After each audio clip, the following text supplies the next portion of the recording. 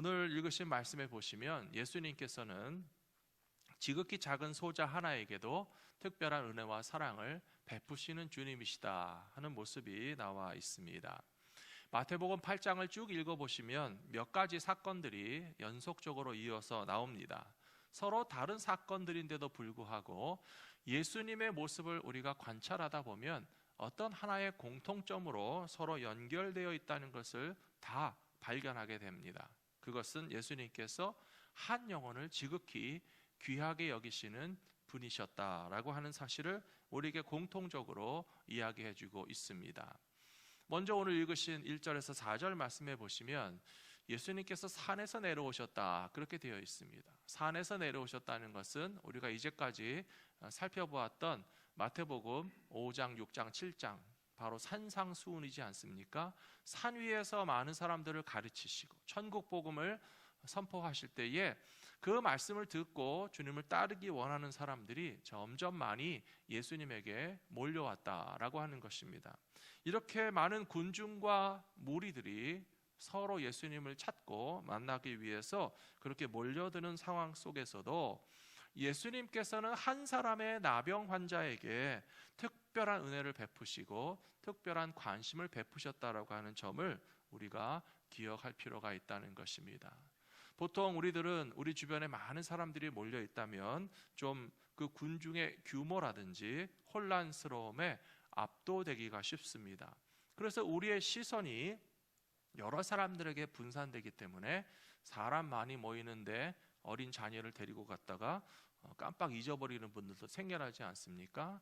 많은 사람들 가운데서 함께 있던 자식도 깜빡 잊어버리고 놓치는 경우가 있는데도 불구하고 예수님은 거꾸로 많은 사람들이 몰려드는 데 있어서 한 사람에게 특별하게 주목하신다라고 하는 사실은 더 놀랍게 여겨질 수밖에 없습니다. 훌륭한 선생님은 맡으신 학교 교실에 여러 명의 학생이 있어도 그 학생들의 모든 그런 모습들을 다 파악하십니다. 그리고 학생들에게 필요한 것을 어떻게 가르쳐 주실 수 있을까 연구하면서 맡은 학생들을 하나라도 놓치지 않고 실패하지 않고 잘 길러내시는 선생님은 존경할 만한 훌륭한 선생님이신 것입니다. 의사 선생님들도 마찬가지입니다. 의사 선생님들은 얼마나 많은 환자들이 연이어서 찾아오는데도 불구하고 그 맡은 수많은 환자들에 대해서 각각 관심을 가지고 각각 최선의 치료의 방법이 무엇일지 진단도 하고 처방도 해야지만 환자들을 잘 고치실 수 있는 법인데요. 혹시라도 의사 선생님이 환자를 많이 가지고 있다고 해서 그냥 환자들에 대해서 세세한 관심을 가지지 않고 뭉뚱거려서 무책임하게 치료한다면 좋은 치료 효과도 기대할 수가 없을 것입니다. 예수님은 한 영혼을 귀하게 여기시는 주님이십니다. 수많은 사람들이 주님에게 찾아오고 몰려와서 너나 할 것 없이 예수님을 찾고 있어도 그 가운데서 한 사람의 나병 환자를 주목하시면서 그를 치료해 주시는 것처럼 우리들 한 사람 한 사람을 향하신 주님의 섬세하시고 특별하신 사랑이 결코 나를 놓치지 않으신다는 사실을 확실히 믿으시기 바랍니다. 오늘 8장 내용 말씀 이후를 쭉 보셔도 이와 같은 예수님의 모습은 한결같이 나타납니다. 5절 이하에서는 가버나움의 로마 군인이었던 백부장이 자기 집에 하인이 병들었다고 예수님에게 찾아왔습니다. 로마 군인 백부장이 예수님을 찾아왔다는 것부터가 벌써 쉽지 않은 일이었습니다. 그런데 이 군인 백부장이 자기 집에 하인이 병든 것을 고쳐주시도록 예수님에게 부탁했을 때 예수님께서 그의 부탁을 들어주시면서 그 백부장을 칭찬해 주시지 않았습니까? 무엇이라고 칭찬하셨는가 하면 이스라엘 중에도 이렇게 믿음 좋은 사람을 내가 별로 본 적이 없다. 우리 집에 굳이 찾아오지 않으셔도 예수님 말씀만 하시면 예수님의 말씀에는 권위가 있고 능력이 있기 때문에 우리 집에 있는 하인의 병도 나음을 얻게 될 줄로 믿습니다. 그 믿음도 칭찬을 받았지만 우리가 또 오늘 주제와 연결해서 보시면요, 예수님께서 칭찬해 주신 또 다른 이유가 있다고 생각합니다. 그것은 로마의 백부장이라고 하는 사람이 자기 집의 하인 한 사람의 그 고통을 위해서 예수님에게 굳이 찾아와서 부탁하는 그 마음을 볼 때에 백부장의 마음 가운데서 예수님의 마음이 있다는 것을 서로 발견하게 된 것이죠. 백부장도 한 영혼을 귀하게 여기는구나. 백부장도 지극히 작은 소인 하나를 그냥 업신여기거나 외면하지 않고 그 한 사람을 위해서 예수님에게 찾아와서 부탁하는 그 한 사람을 귀하게 여기는 마음을 보시고 예수님께서 칭찬해 주셨다라고 하는 사실을 기억하면서 우리들도 우리 주변에 있는 지극히 작은 한 사람에 대한 관심과 사랑을 정성스럽게 기울이며 살아간다면 예수님에게 칭찬받게 될 것이라고 저는 믿습니다. 좀 더 8장 후반부에 쭉 내려가서 보시면 이번에는 8장 28절 이하에서 예수님께서 갈릴리 호수를 건너서 가다라 지방 혹은 거라사 지방이라고 하는 곳에 찾아가셨습니다. 이 거라사 지방에 가셔서 어떤 귀신 들린 사람을 만나시게 되는데요, 군대 귀신이 들린 사람입니다. 많은 귀신들이 한 사람의 그 마음속에 들어가서 그 삶을 파괴하고 어지럽히고 억만징창으로 만든 그 한 사람을 고쳐주시기 위해서 예수님께서 굳이 제자들과 함께 이방인의 땅에까지 찾아가셨다라고 하는 사실을 생각해 본다면 예수님은 얼마나 소외된 한 사람, 왕따당하는 한 사람, 많은 사람들에게 외면당하고 가치 있게 여겨지지 않는 사람에게까지도 찾아오시는 예수님이라고 하는 사실을 아주 극명하게 보여주는 사건이 거라사 지방에 귀신 들린 사람을 고쳐주시는 것을 통해서 우리에게 들려주시는 말씀이라고 저는 생각합니다. 지난 1년 동안 많은 사람들이 코로나 팬데믹을 겪으면서 상당한 고립감과 외로움을 경험했습니다. 마음껏 활동하고 친구도 만나고 직장 생활도 하시고 바깥 활동을 자유롭게 하시던 분들이 행정명령을 통해서 집에만 머물러 있어라 라고 하는 그런 상황이 되었을 때 모든 대면 접촉을 최대한 절제해야 된다는 것이 굉장히 낯설고 당황스럽게 여겨졌습니다. 사람이 함께 있고 대화도 나눠야만 더 힘이 나시는 분들의 경우에는 그런 어떤 고립감과 또 집에 머물러 있는 시간들을 무척 더 힘들게 여겨지셨을 것입니다. 그래서 코로나 블루라고 하는 말도 생겨나지 않았습니까? 우울한 마음이 드는데도 불구하고 1년 동안 참 잘 참아내신 우리 성도님들 얼마나 다행이고 감사한지 모르겠습니다. 그런데 한편으로 생각하면 여전히 힘들어하는 분들도 보이지 않는 곳에 많이 계실 것이다 라고 하는 사실을 우리는 잊지 말아야 됩니다. 정신건강 전문가들에 의하면 비록 소수일지라도 여전히 우울한 마음에서 벗어나지 못하는 사람들은 곳곳에 많이 있다라고 말하고 있습니다. 그리고 나 혼자만 이런 상태에 있지는 않을까라고 하는 마음 때문에 남몰래 더 힘들어하는 분들도 많이 있다는 것입니다. 게다가 이제 일상의 회복을 앞두고 외부 활동이 재개되는 상황에서 오히려 그 현상이 더 심화될 수 있다라고 하는 것입니다. 왜냐하면 사람을 다시 만나는 것 자체를 부담스러워하는 분들도 많다는 것이죠. 내성적인 분들이 그렇습니다. 또 감정적으로 여리고 민감하신 분들은 사실은 그동안 코로나 팬데믹으로 인해서 집 안에서 재택근무하고 학생들이 학교 가지 않는 것이 오히려 다행이었던 분들도 있습니다. 사람을 만나면 힘이 나는 사람도 있지만요, 사람들 가운데 있으면 치이고 너무 힘들고 좀 부담스럽기 때문에 차라리 직장에서 근무하지 않고 집에서 혼자 일하라고 하면 더 마음껏 일할 수 있는 분들의 경우에 이제 다시 직장으로 돌아가게 되는 것이 오히려 두렵게 느껴진다는 것이죠.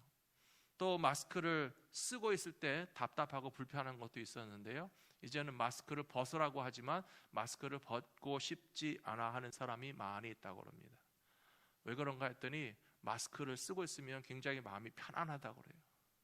내 표정을 다 보여줄 필요도 없고 웃지 않아도 되는데 억지로 웃어야 될 필요도 없고 기분 나쁜 마음이 나는 얼굴에 금방 드러나는데 마스크로 가려주니까 내가 좀 기분 나쁜 것도 드러나지 않아서 마스크를 쓰고 있으면 굉장히 많은 부분을 나에게 감춰주는 그런 편안함을 느꼈었는데 이제 이것을 벗어야 되는 상황이 된 것이 오히려 더 부담스럽게 느껴진다라고 하는 분들도 많다라고 하는 이야기를 들어보셨을 것입니다. 중요한 것은 예수님이 그런 우리의 마음을 다 아신다는 것입니다. 예수님의 우리의 그런 마음 가운데 찾아와 주셔서 두려워하지 않고 놀라지 않고 힘들어하지 않고 우리의 그 부담스러운 모든 것들로부터 자유케 하시는 치유와 회복을 특별하게 우리에게 베풀어 주시는 것을 기억하시면서 우리도 그와 같은 가족과 친구와 이웃들을 향하여 손을 먼저 내밀어 주실 수 있는 주님의 백성들이 되시기를 부탁드립니다. 오늘 말씀 마태복음 8장 3절에 보시면 예수님께서 먼저 손을 내밀어 주신다는 것이 얼마나 중요한지 모릅니다. 나병 환자가 찾아왔습니다. 그런데 예수님께서 손을 내밀어서 그의 몸을 터치하셨습니다. 접촉하셨습니다. 나병 환자는 사실 만져서도 안 되는 것입니다. 그런데 예수님은 정반대세요. 나병 환자인 줄 모르고 하신 것이 아니고 아시고도 그의 몸에 손을 내밀어서 따뜻한 친절한 손길로 만져주셨다라고 하는 것은 무엇을 의미하겠습니까? 우리가 나병 환자의 입장에서 한번 생각해 보세요.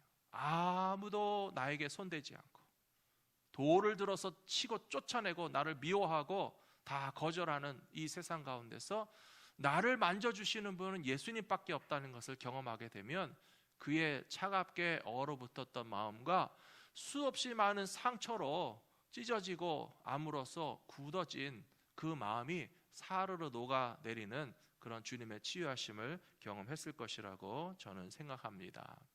성경에 보시면 나병 환자에 관한 이야기가 많이 나옵니다. 성경 시대에는 지금 우리의 시대와는 굉장히 다릅니다. 치료약도 없고 영양 상태도 나쁘고 모든 위생이나 삶의 그런 환경과 조건들이 지금 우리보다는 훨씬 열악한 상황 속에서 살았기 때문에 그렇게 문둥병에 걸리는 사람들도 많았다라고 하는 것을 우리는 충분히 짐작해 볼 수 있습니다. 문제는 전염병의 특성이란 가족에게서부터도 쫓겨난다는 것입니다. 공동체 마을에 함께 살지 못하도록 율법으로도 금지하고 있다는 것입니다. 게다가 이 문둥병 환자들에게는 나는 문둥병에 걸렸습니다. 나는 나병 환자입니다. 나에게 가까이 오지 마십시오 라고 소리를 지르면서 다른 사람들로부터 스스로 격리하기 위해서 나 자신의 병을 드러내고 살아야만 하는 그런 부끄럽고 괴로운 질병이었다는 것입니다. 우리는 지난 1년 넘게 전염병의 대유행을 겪으면서 알게 모르게 이것과 아주 유사한 상황들을 다 경험하셨을 것입니다. 무엇보다도 우리는 처음에 두려운 마음이 많이 들었습니다.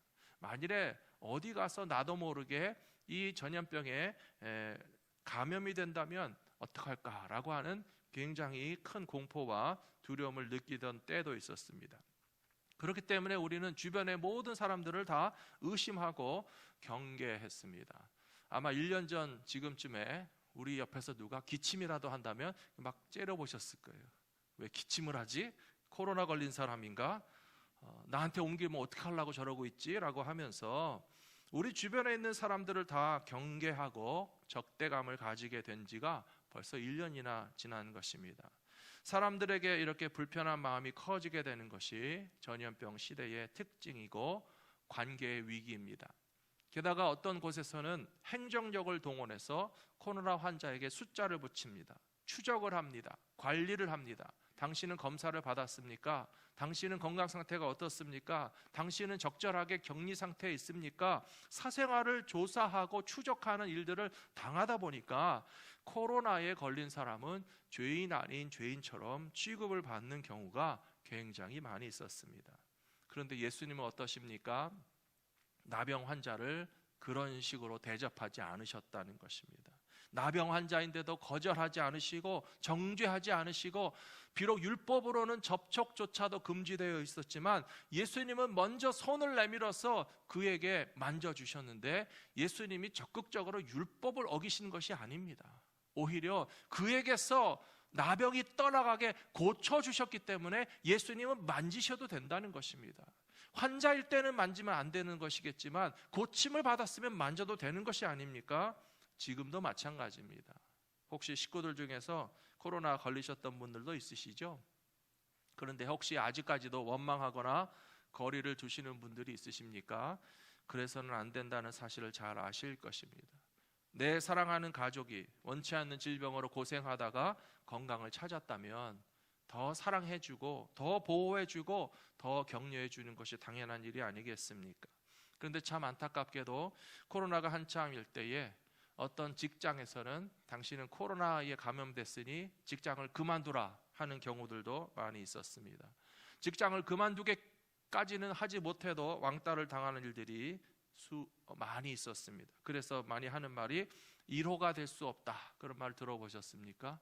어느 직장에서도 코로나에 걸린 넘버원 1호가 되면 그 사람은 모든 사람들이 다 기억합니다. 누가 제일 먼저 걸렸지. 그래서 자꾸 그 사람에 대해서 떠올리고 자꾸 그 사람에 대해서 앞뒤에서 말하다 보니까 상처를 많이 받고 공격의 대상이 되기 쉽기 때문에 나는 절대 1호는 되지 말아야 되겠다 하는 그런 이야기들을 하는 때도 있었습니다. 근데 이 모든 것들은 예수님 보시기에 정말 옳지 않은 모습입니다.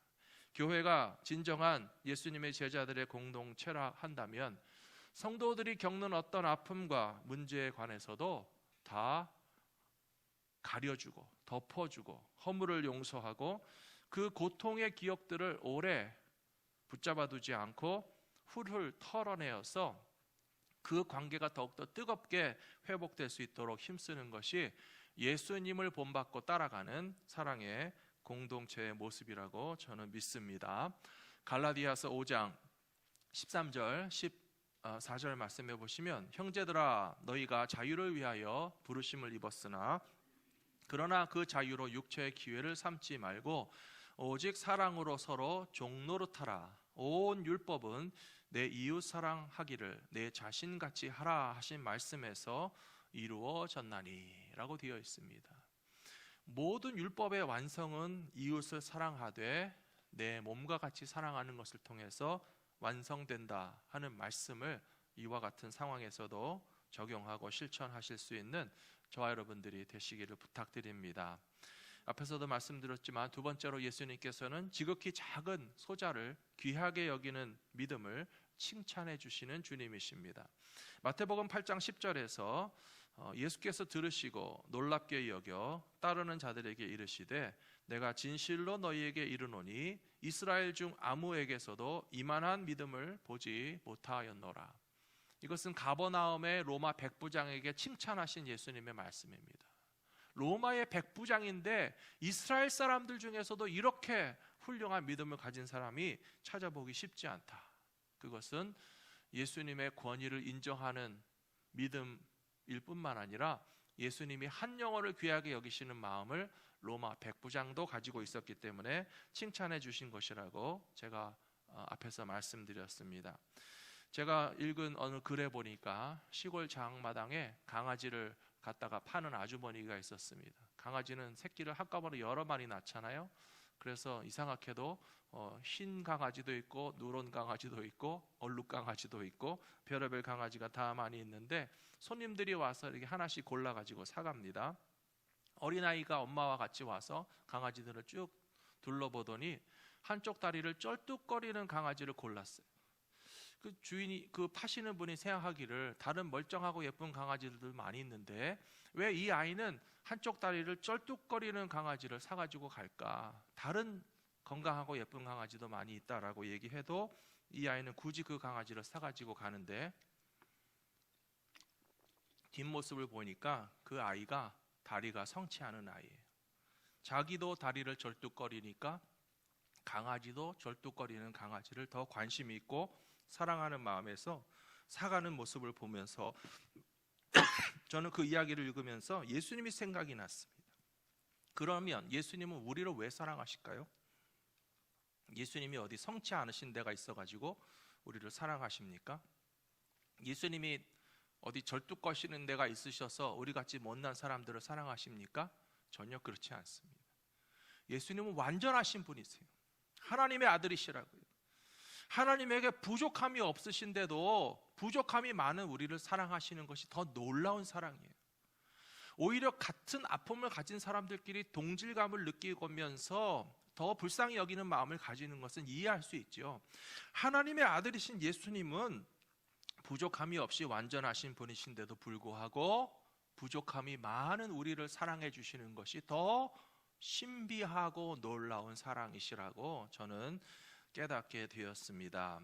마태복음 25장 40절에 보시면 임금이 대답하여 이르시되 내가 진실로 너희에게 이르노니 너희가 여기 내 형제 중에 지극히 작은 자 하나에게 한 것이 곧 내게 한 것이니라 하시고, 예수님은 이 비유의 말씀을 통해서 지극히 작은 자 하나에게 한 것이 곧 내게 한 것이라 라고 강조해서 말씀하고 계십니다.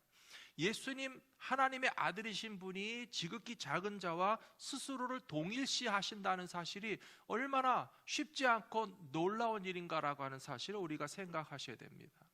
우리 가족 중에 누가 아픔을 겪고 고통을 당하는 가족이 있어도 그것에 대해서 누구보다도 관심이 있는 것은 사실이지만, 과연 내 사랑하는 가족의 아픔을 100% 나도 똑같이 느끼고 경험한다고 말할 수 있습니까?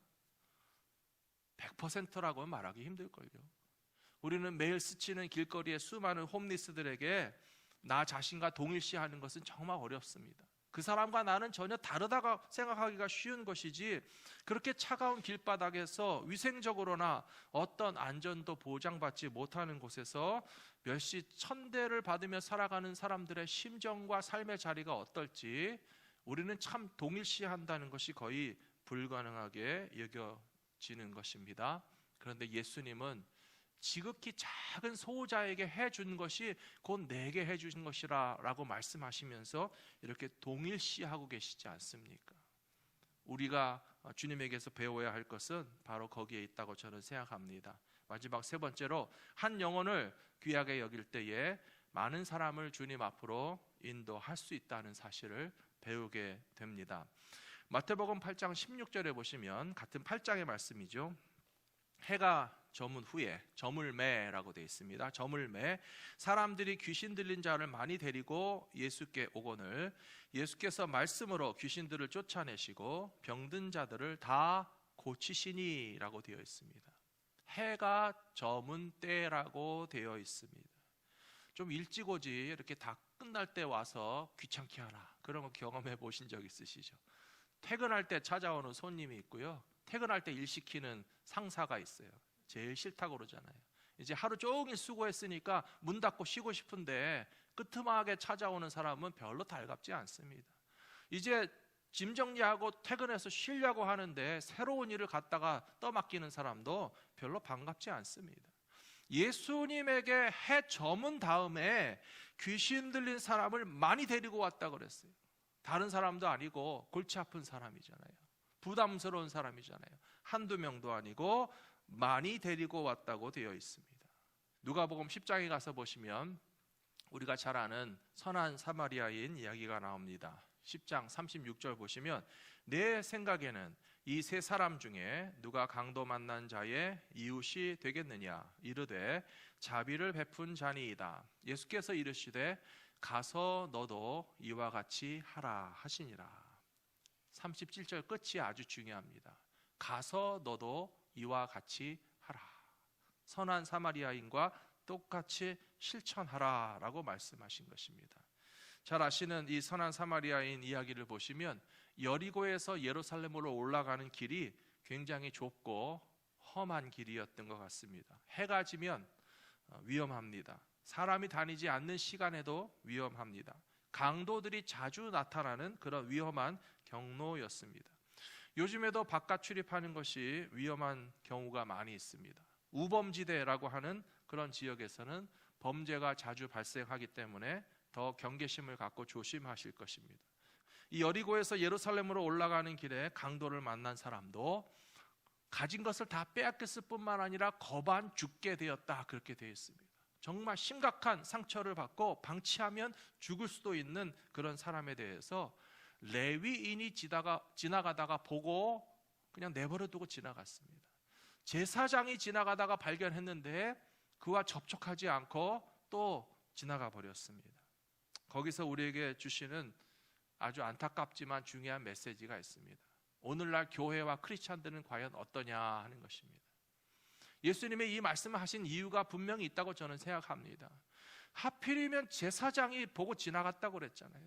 하필이면 레위인이지만 보고 그냥 지나갔다고 그랬잖아요.